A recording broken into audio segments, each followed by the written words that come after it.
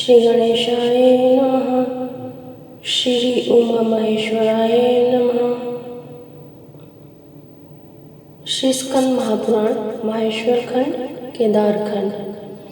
भगवान शिव की महिमा, दक्ष का शिव जी से द्वेष तथा दक्ष यज्ञ में सती का गमन।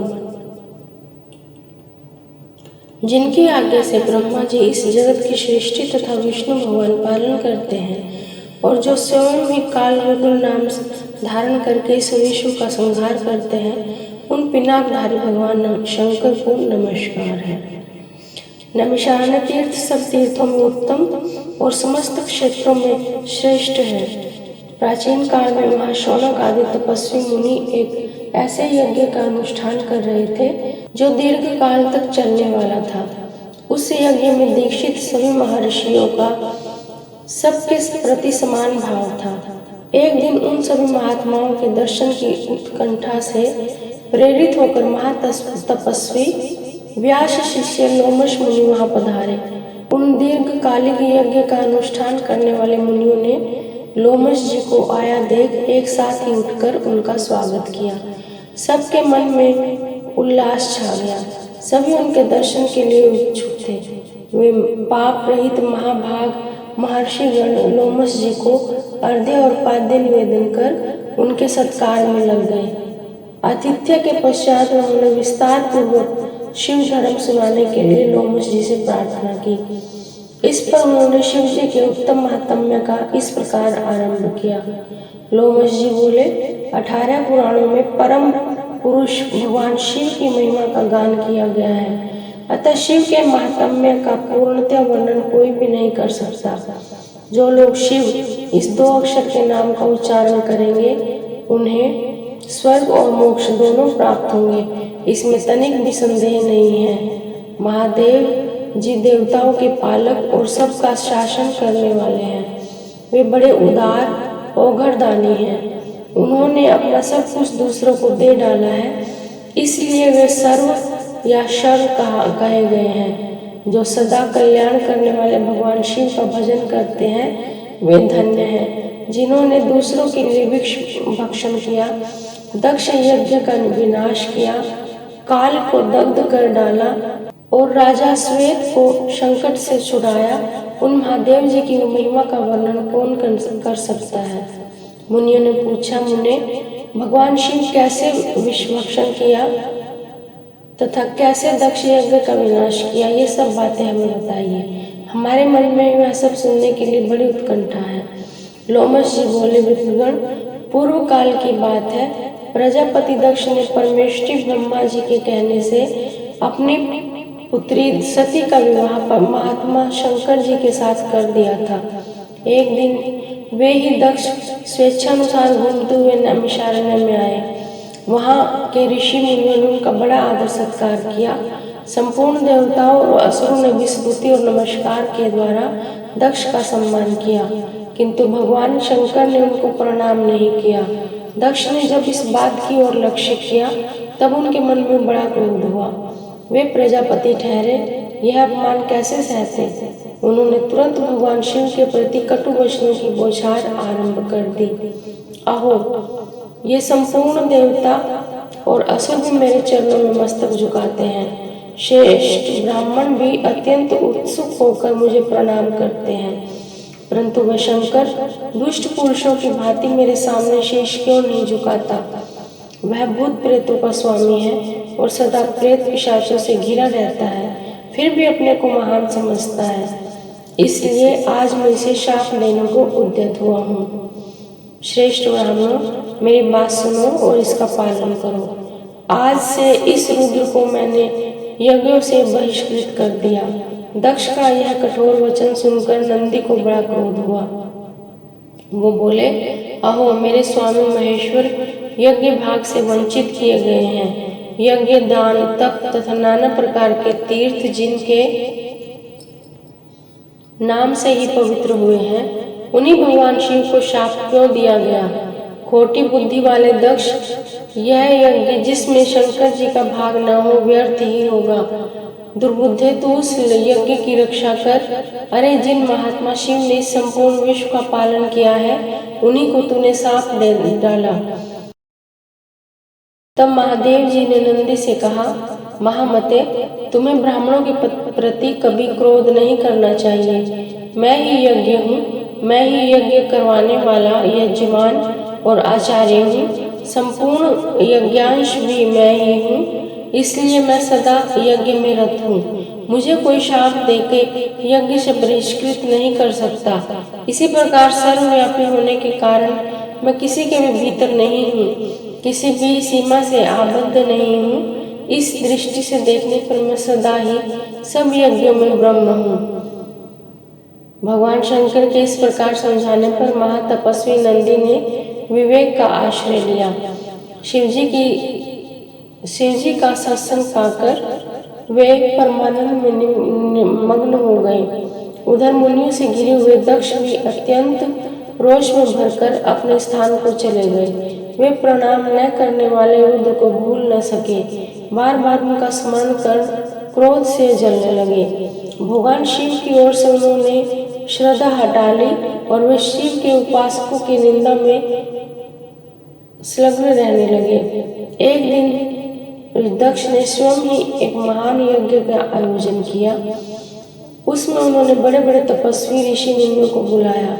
वशिष्ठ आदि अनेक महर्षि उस महायज्ञ में पधारे। अगस्त्य, कश्यप, अत्रि, वामदेव, भृगु, दधीचि, भगवान व्यास, भारद्वाज और गौतम, ये तथा और भी बहुत से महर्षि वहाँ आए। सभी देवगण, समस्त लोकपाल, विद्याधर, गंधर्व तथा किन्नरों का भी आगमन हुआ।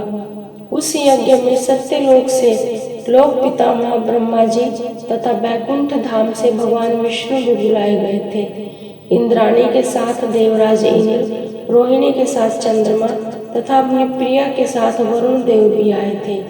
कुबेर पुष्पक विमान पर, वायुदेव मृग पर तथा अग्निदेव बकरे की सवारी पर चढ़कर पधारे। नैऋत्य कोण के अधिपति निरृति प्रेत के कंधे पर बैठकर आए। इस प्रकार सब लोग दक्ष की यज्ञशाला में उपस्थित हुए। दक्ष ने सबका सत्कार किया। उनके वहाँ विश्वकर्मा के बनाए हुए अनेक दिव्य भवन थे। वे सभी बहुमूल्य उपकरणों से सजे हुए तथा अत्यंत प्रकाशमान थे। उन्हीं भवनों में दक्ष ने अपने समस्त अतिथियों का यथोयोग्य स्थान देकर ठहराया। दक्ष का यह महायज्ञ कंकल तीर्थ में आरंभ हुआ। इसमें उन्होंने भृगु आदि तपोधनों को ऋषित्व बनाया। अनेक प्रकार के कौतुक और मंगलाचार संपन्न करके दक्ष ने यज्ञ की दीक्षा ली। साथ में उनकी धर्मपत्नी भी बैठी। ब्राह्मणों ने स्वस्ति वाचन किया। उस समय अपने सुहृदों से घिरे हुए दक्ष अपना महत्व बढ़ जाने के कारण अधिक शोभित हो रहे थे। इसी समय महर्षि दधीचि ने वहां से दक्ष से इस प्रकार कहना आरंभ किया, प्रजापते, ये देवेश्वर गण, ये बड़े बड़े महर्षि और लोकपाल भी तुम्हारे यज्ञ मंडप में पधारे हैं, तो भी पिनाकधारी महात्मा शंकर के बिना यह यज्ञ अधिक शोभा नहीं पा रहा।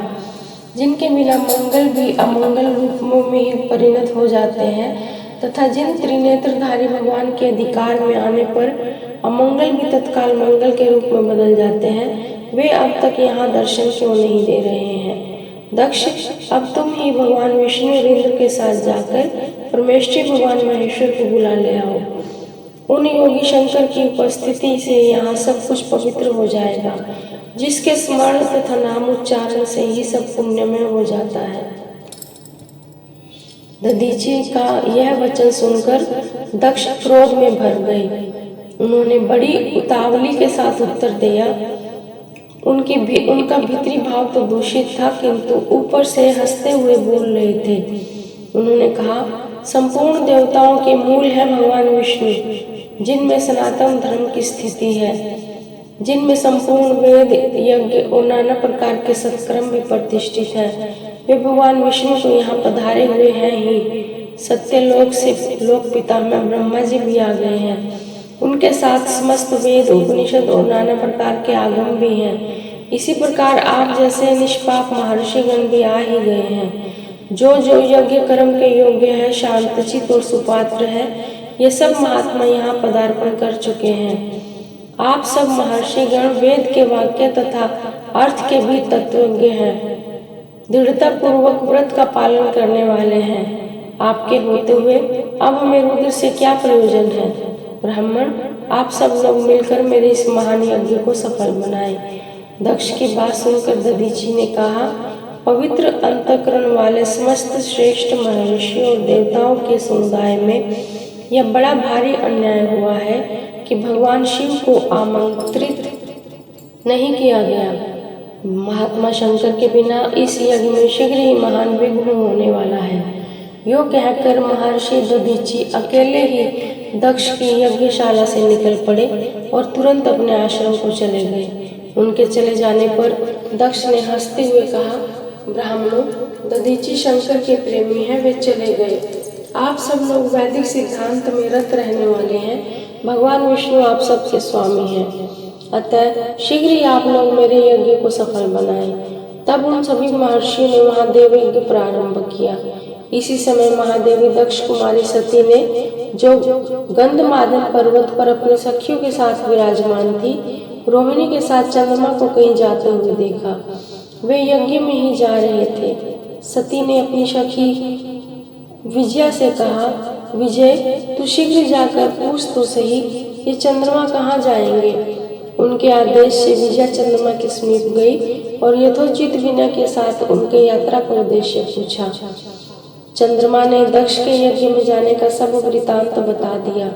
यह सुनकर विजया को बड़ा आश्चर्य और हर्ष हुआ, विस्मय हुआ। उन्होंने तुरंत लौटकर सती से चंद्रमा की कही हुई सब बातें कह सुनाई। सुनकर सती देवी ने विचार किया, क्या कारण है जो मेरे पिताजी ने मुझे नहीं बुलाया? क्या मेरी यशस्विनी माता भी मुझे भूल गई? आज मैं भगवान शंकर से इसका कारण पूछती हूँ। वह निश्चय करके सती देवी ने सखियों को वहीं ठहरा दिया और स्वयं भगवान शंकर के पास गई। उन्होंने देखा त्रिनेत्रधारी महेश्वर सभा मंडप में विराजमान है। चंद्रमुंड आदि सभी पार्षद उनको सब ओर से घेरे बैठे हैं। बाण, भृंगी, नंदी, महाकाल, महारुद्र, महामुंड, महाशिरा, धूमाक्ष, धूमकेतु, धूम्रपाद तथा अन्य बहुत से गण भगवान रुद्र का अनुवर्तन करने वाले हैं।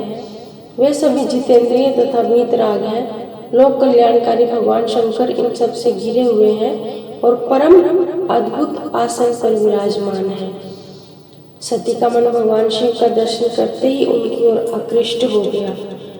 वे सहसा उनके समीप चली गई। भगवान शिव ने बड़े आदर के साथ प्रीतियुक्त वचनों से सती को आनंदित किया और कहा, हे प्रिय, इस समय यहाँ तुम्हारे आगमन का क्या कारण है? सती बोली, देवेश्वर, मेरे पिता के घर महान यज्ञ हो रहा है। यज्ञ में चलने के लिए आपकी रुचि क्यों नहीं है? सदाशिव, यदि आप उस यज्ञ में बुलाए नहीं गए हैं, तथापि आप मेरे कहने से मेरे पिता की यज्ञशाला में आप स्वयं सब प्रकार से प्रयत्न करके पधारें।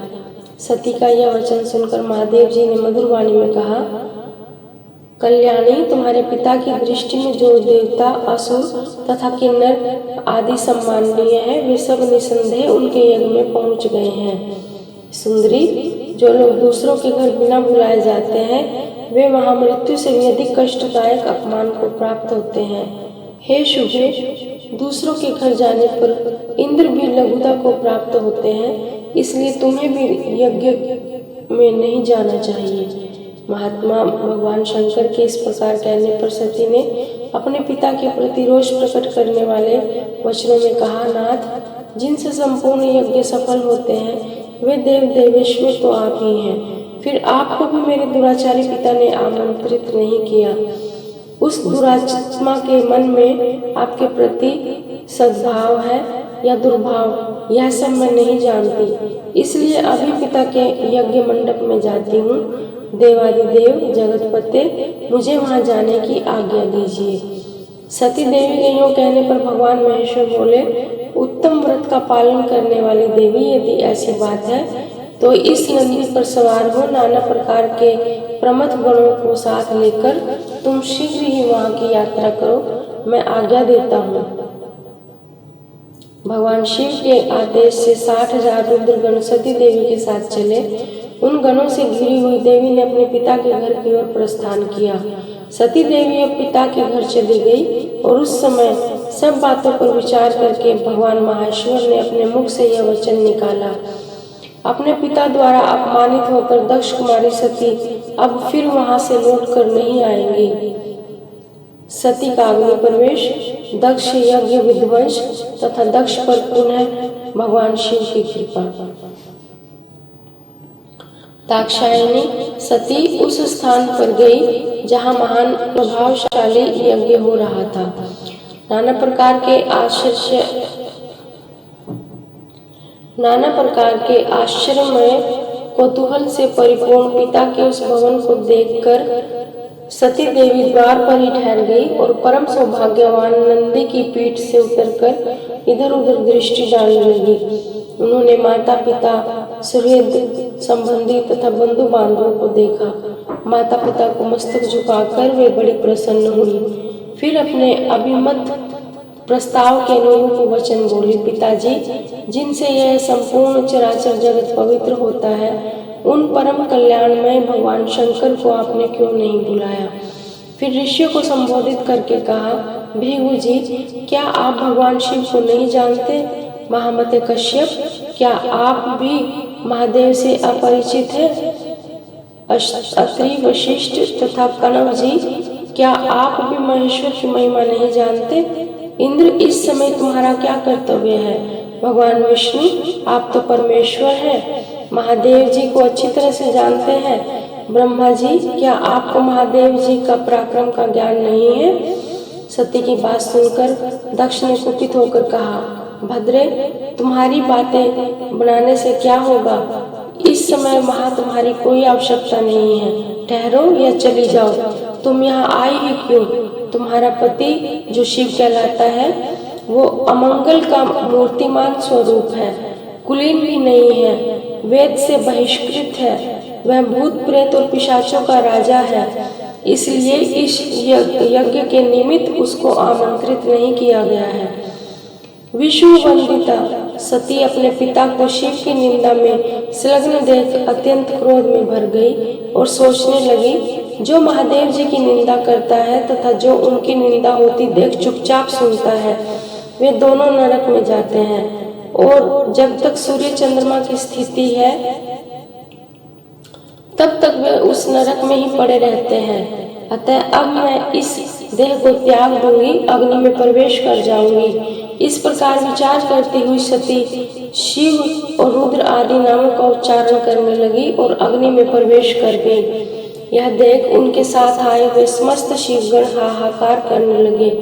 ऋषि, इंद्र आदि देवता, मरुदगण, विष्णुदेव और अश्विनी कुमार तथा संपूर्ण लोकपाल अवाक हो गए। दक्ष यज्ञ में सम्मिलित हुए सभी ऋषि मुनि इस घटना से भयभीत हो उठे। इसी बीच महात्मा नारद जी ने महादेव जी के पास जाकर दक्ष की सारी करतूतें कह सुनाई। सुनकर भयंकर पराक्रम प्रकट करने वाले परम क्रोधवान जगदीश्वर भगवान रुद्र बहुत कुपित हुए। लोक संहारकारी रुद्र ने अपनी जटा उखाड़कर उस पर्वत के शिखर पर क्रोधपूर्वक दे मारा। जटा उखाड़ने से महातेजस्वी महायशस्वी वीरभद्र प्रकट हुए, साथ ही करोड़ों भूतों से घिरी हुई काली का भी प्राकट्य हुआ। महात्मा रुद्र के क्रोध और निश्वास से सैकड़ों प्रकार के ज्वर तथा 13 प्रकार के सन्निपात रोग उत्पन्न हुए। वीरभद्र ने भयंकर पराक्रमी रुद्र से निवेदन किया, प्रभु शीघ्र आज्ञा कीजिए, इस सेवक से क्या काम लेना है? भगवान रुद्र ने आज्ञा दी, महाभाव वीर, तुम शीघ्र जाओ और दक्ष यज्ञ का विनाश करो। देवादिदेव शूलपाणी महादेव जी का यह आज्ञा शिरोधार्य कर महातेजस्वी वीरभद्र समस्त भूतों से घिरे हुए दक्ष यज्ञ की ओर चल दिए। उनके साथ कालिका देवी भी थी। उसी समय दक्ष के यहाँ से ऐसा अपशकुन प्रकट होने लगे। धूल और कंकड़ों से भरी हुई रुक्ष वायु चलने लगी। मेघ रक्त की वर्षा करने लगे। संपूर्ण दिशाओं में अंधकार छा गया। पृथ्वी पर सहस्त्र उल्कापात होने लगे। इस प्रकार के अनिष्ट सूचक उत्पात देवता आदि को दिखाई दिए। दक्ष को भी बड़ा भय हुआ। वे भगवान विष्णु की शरण में गए और विनय पूर्वक कहने लगे, महाविष्णु, आप हमारे परम गुरु हैं, रक्षा कीजिए, रक्षा कीजिए। हे सुरश्रेष्ठ, आप ही यज्ञ हैं, इस महान भय से मुझे मुक्त कीजिए। इसके दक्ष के इस प्रकार प्रार्थना करने पर भगवान मधुसूदन ने कहा, ब्राह्मण, इसमें संदेह नहीं कि मुझे तुम्हारी रक्षा करनी चाहिए, किंतु तुमने धर्म को जानते हुए भी महेश्वर की अवहेलना की है। महेश्वर की अवहेलना से तुम्हारा सब कुछ निष्फल हो जाएगा। जहाँ अपुण्य व्यक्तियों का पूजन होता है तथा पूजनीय आत्मा महात्मा को पूजन नहीं किया जाता, वहाँ 3 संकट अवश्य प्राप्त होते हैं, दुर्भिक्ष, मृत्यु तथा भय। इसलिए सब प्रकार से यज्ञ करके भगवान शंकर को मनाना चाहिए। तुम्हारे यज्ञ में महेश्वर का सम्मान नहीं किया गया है, इसी कारण यह महान भय उपस्थित हुआ है। इस समय तो सब लोग मिलकर भी हम तुम्हारी रक्षा नहीं कर सकते और तुम्हारे इस भय का निवारण करने में समर्थ नहीं है। यह सब कुछ तुम्हारी चुनौती के कारण हो रहा है। यह सब कुछ तुम्हारी दुर्मति के कारण हो रहा है। भगवान विष्णु का यह वचन सुनकर दक्ष चिंतित हो उठे। उनका मुंह सूख गया। इतने में ही अपनी सेना से घिरे हुए महातेजस्वी वीरभद्र भी आ पहुंचे। उनके साथ काली, कात्यायनी, ईशानी, चामुंडा, मर्दनी, भद्रकाली, भद्रा, त्वरिता तथा वैष्णवी, ये सब 9 दुर्गाएं तथा भूतों का महान समुदाय भी था। शाकनी, डाकनी, भूत, प्रमथ, गुह्यक, कुष्मांड, कपट, वटुक, ब्रह्म राक्षस, भैरव, क्षेत्रपाल, राक्षस, यक्ष, विनायक तथा 64 योगियों का मंडल, ये सब उस महान प्रकाशमय यज्ञ मंडप में सहसा प्रकट हो गए। भगवान शंकर के उन पार्षदों ने देवताओं के साथ युद्ध आरंभ किया। अनेक लोकपालों सहित देवताओं ने भी शिवगणों पर अस्त्र शस्त्रों से प्रहार किया। यद्यपि वे लाखों की संख्या में थे, तथापि इंद्र आदि लोकपालों ने उन्हें रण से विमुख कर दिया। उस समय देवताओं की विजय तथा यजमान के संतोष के लिए महर्षि भृगु ने शिवगणों के प्रति उच्चाटन का प्रयोग किया था। इसी से उस समय देवता विजयी हुए। अपने सैनिकों की पराजय देखकर वीरभद्र को बड़ा क्रोध हुआ। उन्होंने भूत, प्रेतों और पिशाचों को पीछे कर वृषभाष्य को आगे किया और स्वयं भी आगे आए।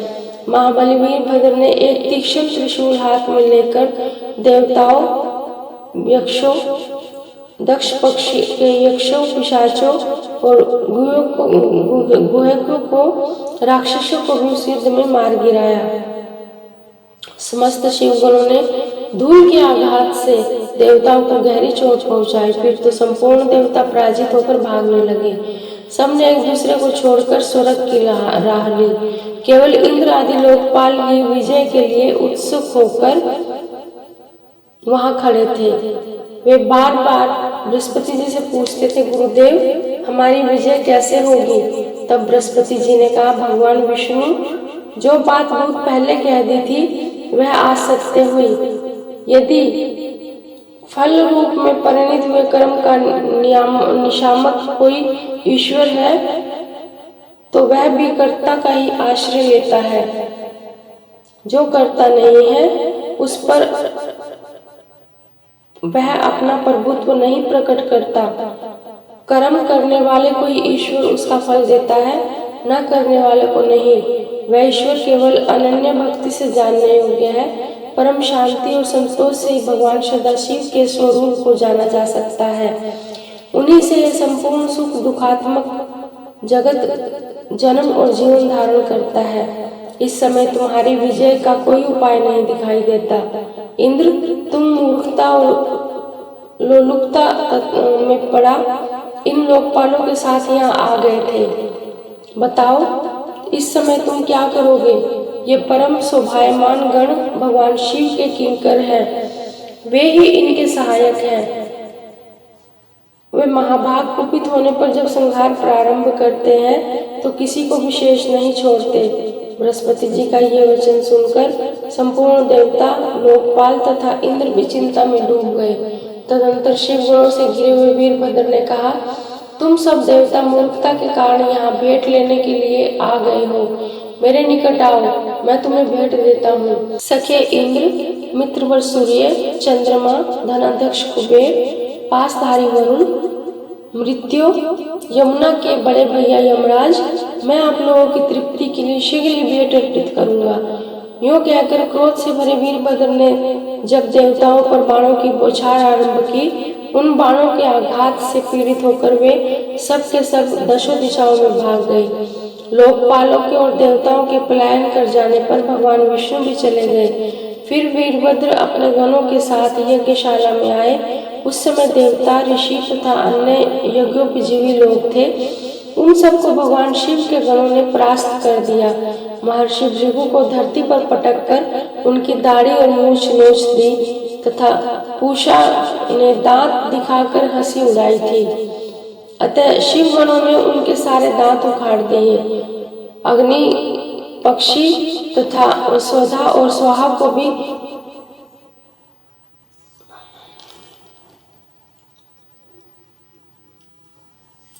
अग्निपति, स्वधा और स्वाहा को भी अपमानित किया और क्रोध में भरकर उन्होंने और भी ऐसे ऐसे बर्ताव किए जो वाणी द्वारा कहने योग्य नहीं है। दक्ष महान भय के कारण अंतर्वेदी में छुप गए। इस बात का पता लगने पर रोष से भरे हुए वीरभद्र ने उन्हें पकड़ लाए और उनका जबड़ा पकड़कर सिर के ऊपर तलवार से चोट की। फिर दक्ष के कटे हुए सिर को उन्होंने तुरंत यज्ञ कुंड में डालकर जला दिया। उस यज्ञशाला में दूसरे जो देवता, पितृ, ऋषि और यक्ष और राक्षस रह गए थे, वे सब शिवगणों के उपद्रव से भयभीत होकर भाग चले। चंद्रमा, आदित्यगण, ब्रह्ममंडल, नक्षत्र और तारे, इन सब को शिवगणों ने भगा दिया। ब्रह्मा जी अपने पुत्र दक्ष के शोक से पीड़ित हो सत्यलोक को चले गए और वहां स्वस्थ चित्त से विचार करने लगे कि अब मुझे क्या करना चाहिए। इस अपमान के कारण ब्रह्मा जी को शांति नहीं मिली थी। यह सब कुछ उस दक्ष के ही पाप का फल है। यह जानकर पितामह कैलाश पर्वत पर जाने का निश्चय किया। वहाँ तेजस्वी ब्रह्मा जी हंस पर आरूढ़ हो सब देवताओं के साथ पर्वत श्रेष्ठ कैलाश पर गए। वहाँ उन्होंने नंदी के साथ एकांत में बैठे हुए भगवान सदाशिव का दर्शन किया। उनके मस्तक पर जटाजूट शोभा पा रहा था। भगवान शिव को देखकर ब्रह्मा जी ने दंड की भांति पृथ्वी पर लेट गए और अपना अपराध क्षमा करने के लिए उद्यत हो अपने चारों मुखों से भगवान शिव के चरणारविंदों का स्पर्श करते उनकी स्तुति करने लगे। ब्रह्मा जी बोले, शांत स्वरूप, सर्वत्र व्यापक, परम ब्रह्म रूप परमात्मा भगवान रुद्र को नमस्कार है। मस्तक पर जटाजूट धारण करने वाले महान ज्योतिर्मय महेश्वर को नमस्कार है। भगवान, आप जगत की सृष्टि करने वाले प्रजापतियों के भी श्रेष्ठा हो। आप ही सबका भरण पोषण करते हो। आप सबके प्रपितामह हो। आप ही रुद्र, महान, नीलकंठ और वेद्या हो। आपको नमस्कार है। यह संपूर्ण विश्व आपका स्वरूप है। आप ही इसके बीज आदि कारण है। इस जगत को आनंद की प्राप्ति करवाने वाले भी आप ही हैं। आपको नमस्कार है। आप ही ओंकार, षटकार तथा संपूर्ण आयोजनों के प्रवर्तक है। यज्ञ यजमान और यज्ञ प्रवर्तक भी आप ही हैं। हे प्रभु देवेश्वर, यह यज्ञ प्रवर्तक होकर भी आपने इस यज्ञ का विनाश कैसे किया। महादेव, आप ब्राह्मणों के हत्याशी हैं, तो भी आपके द्वारा दक्ष का वध कैसे हुआ। हे रुद्र, आप तो गौओं और ब्राह्मणों के प्रतिपालक हैं, समस्त प्राणियों को शरण देने वाले हैं। रक्षा कीजिए, रक्षा कीजिए। श्री महादेव जी ने कहा, पितामह, सावधान होकर मेरी बात सुनिए। दक्ष अपने ही कर्म से मारा गया, इसमें तनिक भी संदेह नहीं है। इसलिए किसी को भी कदापि ऐसा कर्म नहीं करना चाहिए जो दूसरों को क्लेश पहुंचाने वाला हो। ब्राह्मण, जो दूसरों को कष्ट देने वाला कर्म किया जाता है वह एक दिन अपने ही ऊपर आ पड़ता है। यूँ कहकर भगवान शंकर उस समय ब्रह्मा आदि देवताओं के साथ कनखल गए तीर्थ में, जहाँ प्रजापति दक्ष का यज्ञ मंडप था, गए। वहां जाकर उन्होंने वीरभद्र के द्वारा जो कुछ किया गया था सब देखा। स्वाहा स्वधा पूषा, बुद्धिमानों में श्रेष्ठ भृगु, अनान्य ऋषि तथा अन्य ऋषि तथा समस्त पितर और यक्ष गंधर्व किन्नर जो भी वहाँ जिस अवस्था में पड़े थे, सबको भगवान शिव ने देखा। किसी के अंग भंग हो गए थे, किसी की दाढ़ी और मूछें नोच दी गई थी तथा कुछ रणभूमि में मरे पड़े थे। भगवान शंकर को आया देखकर वीरभद्र ने समस्त गणों के साथ उनके चरणों में दंडवत प्रणाम किया। वे सामने हाथ जोड़कर खड़े हो गए। महाबली वीरभद्र को अपने आगे खड़ा देख महादेव जी ने हंसते हुए कहा, वीरवर, यह तुमने क्या किया?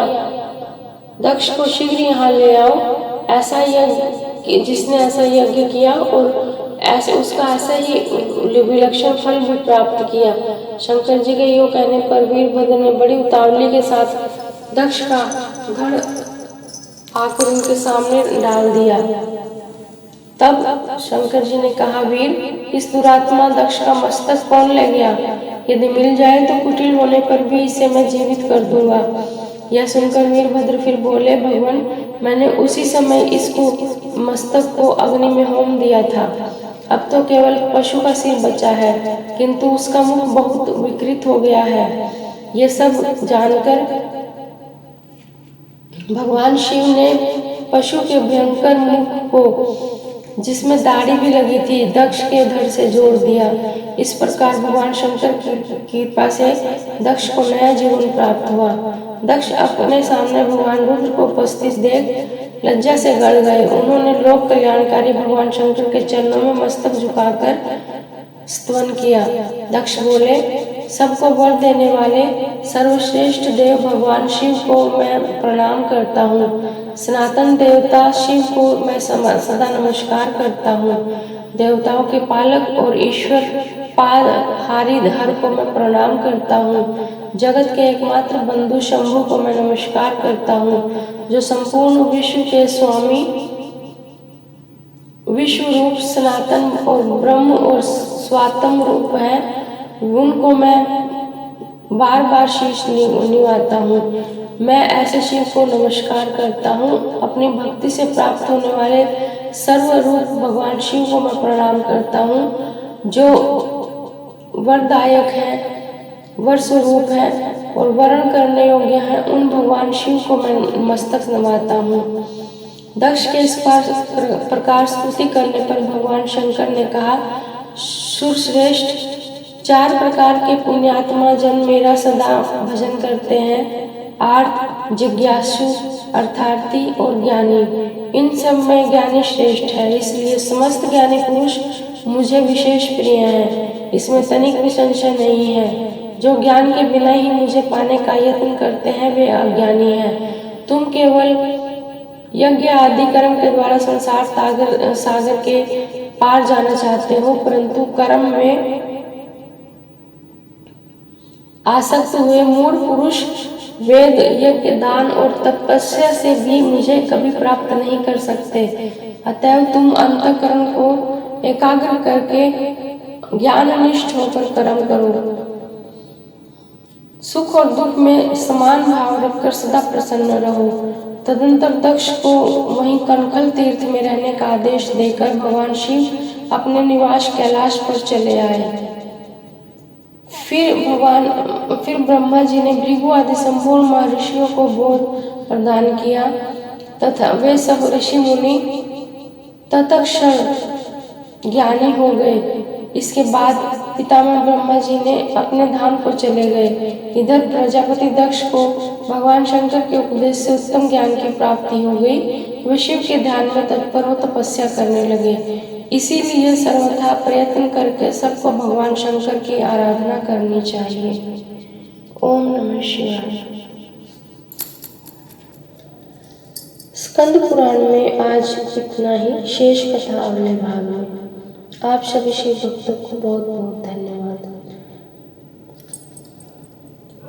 आवाहनं न जानामि तवार्चनं पूजांश्चैव न जानामि क्षम्यतां परमेश्वर। मंत्रहीनं क्रियाहीनं भक्तिहीनं सुरेश्वरं यत्पूजितं मया देव परिपूर्ण तदस्तु मे। ओम नमः शिवाय। कर्पूरगौरं करुणावतारं संसारसारं भुजगेन्द्रहारं सदा वसन्तं हृदयारविन्दे भवं भवानी सहितं नमामि। भवं भवानी सहितं नमामि। गुरुर्ब्रह्मा गुरुर्विष्णु गुरुर्देवो महेश्वरा गुरुः साक्षात् परं ब्रह्म तस्मै श्री गुरुवे